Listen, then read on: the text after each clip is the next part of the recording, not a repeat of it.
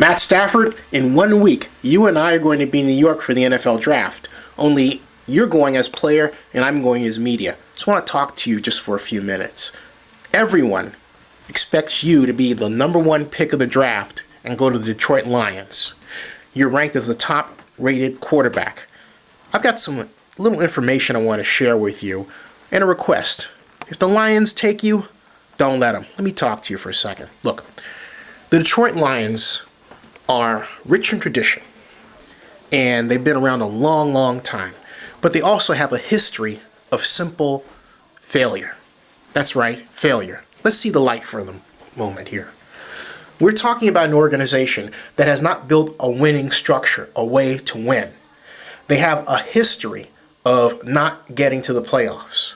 But more importantly, they tap personalities to run their organization, as opposed to people who know how to build systems. If you look at every single coach that has won in the National Football League, they've always had a system. Let's go through the list. Vince Lombardi, the legendary coach of the Green Bay Packers, he had a system. He was known for the power sweep, which the Packers ran incessantly and won the first 2 Super Bowls with that signature approach. Or let's take a look at Chuck Noll and the Pittsburgh Steelers. Coach Noll was known for traps. He was known for an aggressive pass blocking scheme, but he was most known for something that transformed the league. The 4-3 stack over set defense, what we now call the 3-technique tackle. The person that learned from him and from Bud Carson, his legendary defensive coordinator, was Tony Dungy, first as player, then as assistant coach. Coach Dungy became a legendary coach with the Vikings as a defensive coordinator, and then, of course, created the Tampa 2 scheme, and went on from there to go from Tampa to the Indianapolis Colts, where he was reunited with his college offensive coordinator and coach Tom Moore, put together their offensive systems, and ruled the AFC South for years and won a Super Bowl. Or let's take the legendary coach Bill Walsh, the father of the West Coast offense. He taught not just formations, but sound, fundamental quarterback play. Does Scott Linehan, your offensive coordinator, have that kind of record? No. And yes, Scott Linehan is known as the person that created the pass patterns that Urban Meyer copied when he produced his spread offense. But guess what, Matt? Who won with the new spread offense?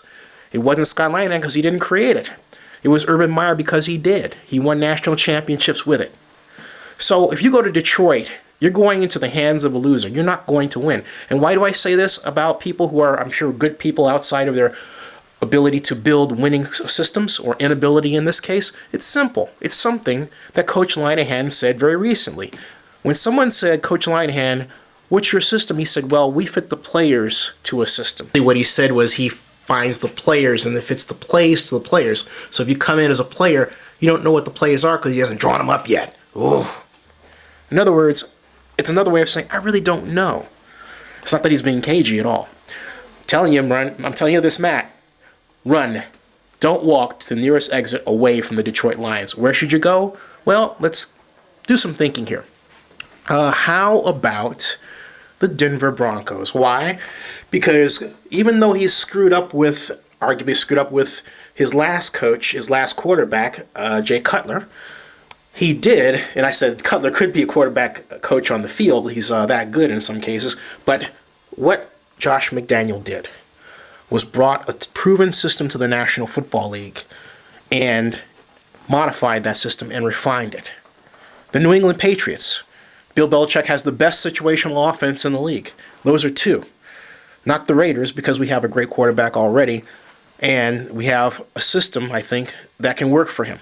But I can go on. The Patriots, and I say this without prejudice, and the Broncos are your 2 best choices.